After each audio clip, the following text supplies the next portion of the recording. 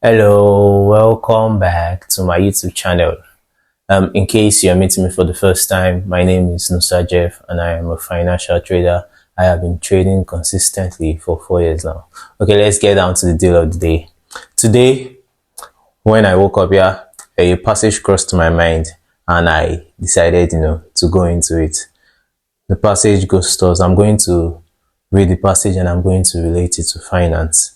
It's not going to be a long video, so stick to the end. Okay, Proverbs 24:30-34. I went past the field of a sluggard, past the vineyard of someone who has no sense. This is NIV version, by the way.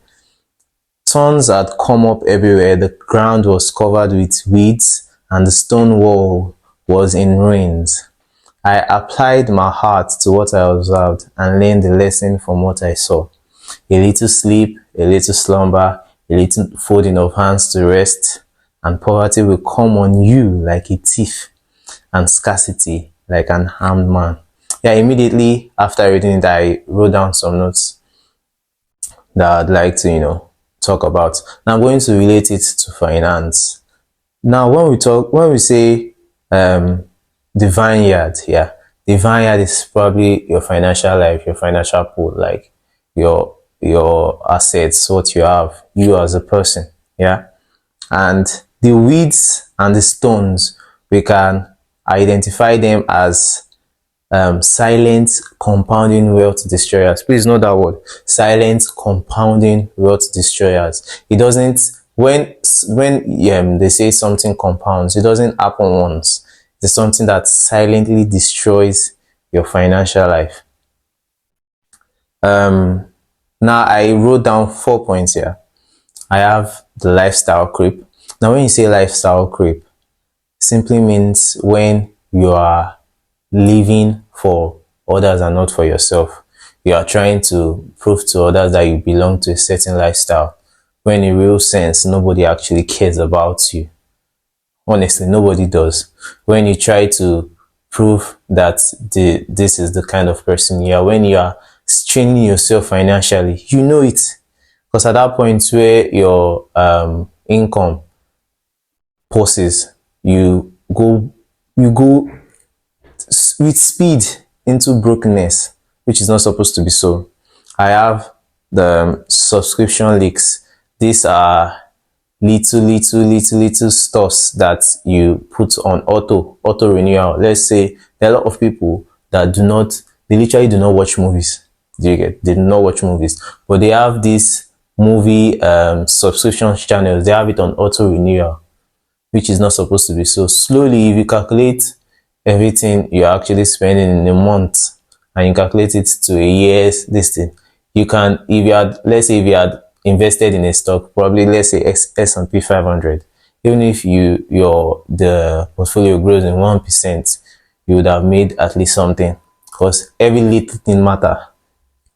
Note that word again, compounding.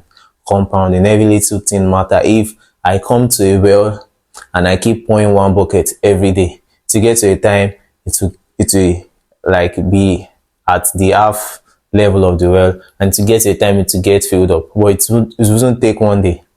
Do you get? It wouldn't take 1 month, it might not even take 1 year. Do you get? Compounding.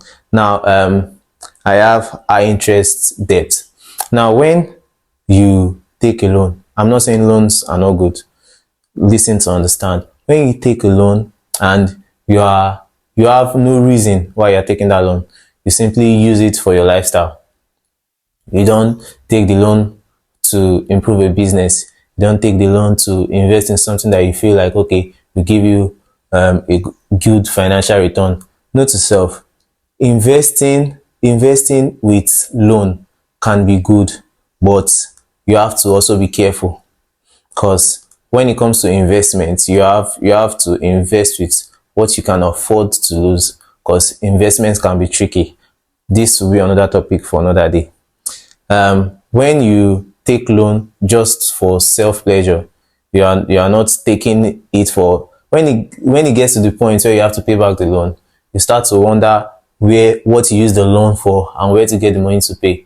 If you are paying from your personal pocket, might seem a little bit difficult, but when you use that loan for a business and it yielded like 50% profit or 40% or 30% profit, and you have to pay the loan and its interest, let's say like 15% or 10%, whichever way, you earning a certain percentage from that particular loan you took is what I would call sensible.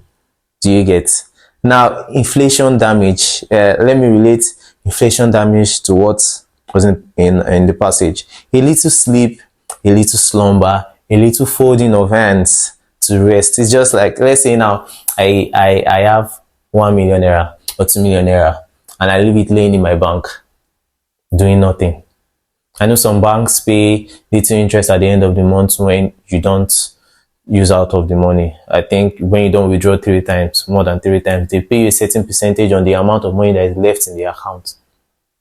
If I leave my money to rest and inflation rises, for those that don't understand what inflation is, maybe in some other video I'll explain deeply what inflation is, and you allow the money to just stay there, it is ruining you, yeah, little by little.